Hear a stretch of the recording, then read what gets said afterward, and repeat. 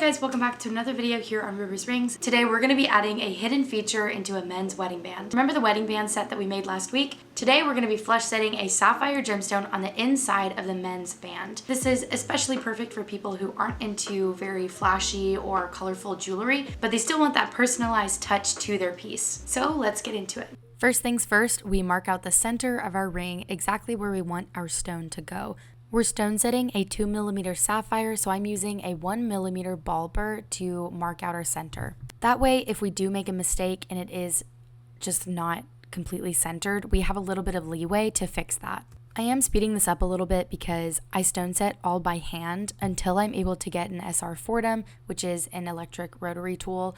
I do have to stone set by hand, which means it takes way longer than it should. So I am speeding it up for you guys. You guys are just getting the footnotes and the major details of what you need to know how to do this yourself. Notice how I am continually turning my ring on the other side as well. That way I'm not getting an uneven cut with our ball burr.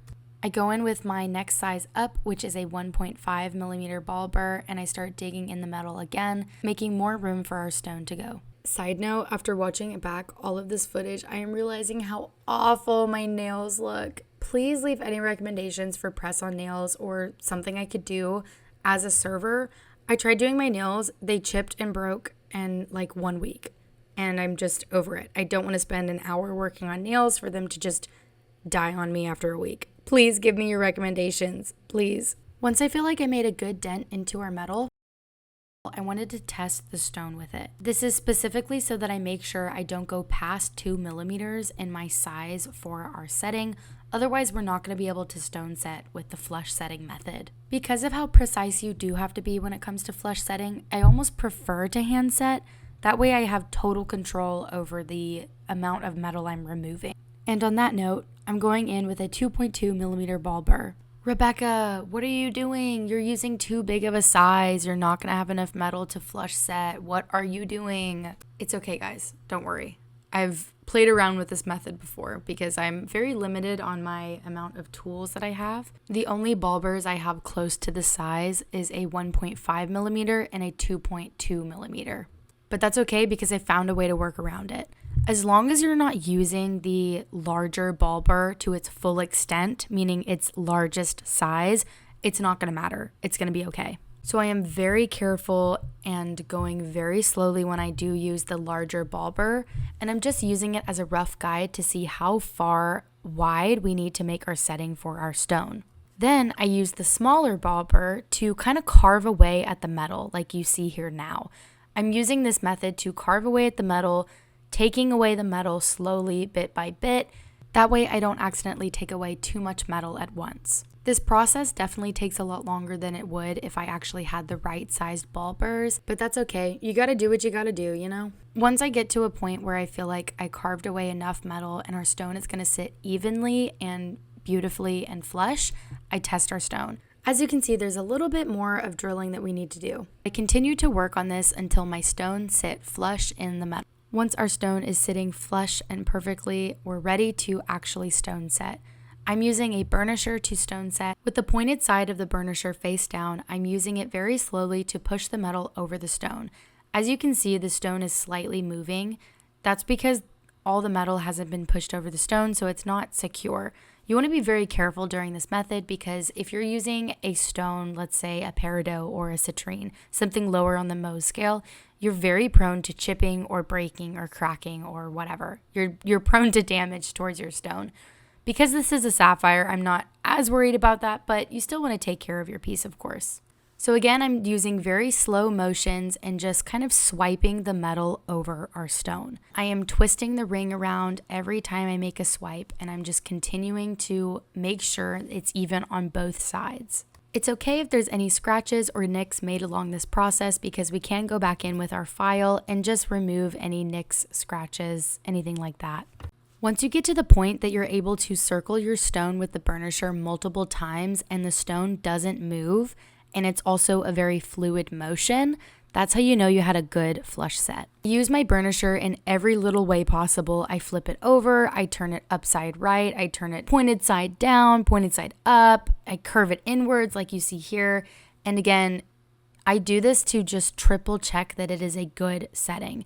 Right then, I don't know if you noticed, but the stone slightly moves. So until the stone just doesn't move anymore, there's no rattling, everything is very secured in there, then I'm good. The main thing you're looking for with this is that you're able to use your burnisher in any way, shape, and form, any direction, and your stone isn't going to move. That's how you really can tell if your stone is set good.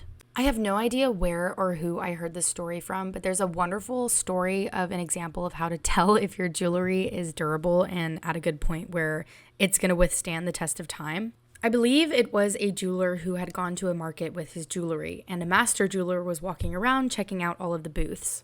This one master jeweler checked out this guy's booth and was like, "Yo, I love your jewelry. It's awesome. Do you know if it's really durable though?"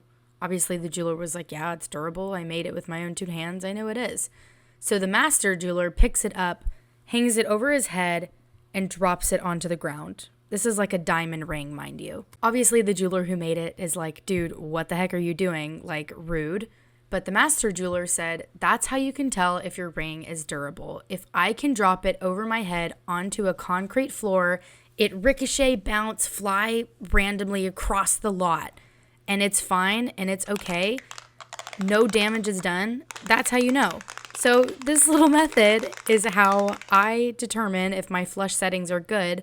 I stuff it in a box and I shake it super, super hard to make sure that the stone's not going to fall out. And here you go. It didn't fall out. Once we make sure that our stone is very, very secure, I go back in with some polishing. The customer ended up opting for a satin finish on this ring. They ended up changing their mind, which is okay. Totally down for that. So I go in with my polishing gear and my sanding gear. I'm using a rotary tool to buff out any of the scratches, dents, marks, nicks, anything that was made along the way of stone setting. Of course, you want to be very careful to not accidentally scratch your stone. Be very, very careful, be very methodical, but we're good. No scratches made. Just saying for you guys, be very, very careful not to accidentally scratch your stone.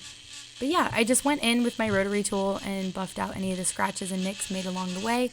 And I went back in with my polishing wheel on the inside of the ring and the sides of the ring. Because they opted for a satin finish, I don't go in with my polishing wheel. I just go back in with my E-file at a grit that I feel the satin finish looks best. Once we file away and make our ring into our satin finish and it's all polished up and ready, I washed it with some dish soap and some hot water to just remove any of the excess polishing compound that may be left behind.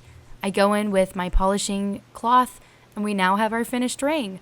I am so insanely excited for how this turned out. I think it looks awesome. It looks so sleek and classy and just, it's a beautiful touch to a timeless design and a personalized one at that. I think this is such a cool idea to do for people who aren't necessarily big jewelry people, or maybe you're just trying to get into wearing jewelry for the first time and you don't know what colors or styles you want to go for. You want to just have a minimal look. This is a really neat idea for people who want to have a cherished memory or a personalized touch to personal jewelry that they want made. Speaking of personal jewelry that you might want made, I do have a link in the description of my website and my email and ways that you can reach out to me if you're wanting custom handmade jewelry. Reach out to me to make your dream custom piece of jewelry, whether it's a wedding ring, engagement band, a push present, a birthstone ring, a birthstone pendant, anything truly. I would absolutely adore to work with you and make your dream jewelry piece a reality. This was such a fun custom to make and I cannot wait to make more like this, especially with the personalized details and cute little hidden features about it. It's so cool. Thank you guys so much for watching. I hope you enjoyed this video where we flush set a sapphire into the men's wedding band we made last week. I hope you guys enjoyed this video. Please like, comment, and subscribe if you do feel so inclined, and leave any prayer requests in the comments down below and I'll be praying for you. So yeah, I'll see you when I see you. God bless you guys. Love you. Bye. Mwah.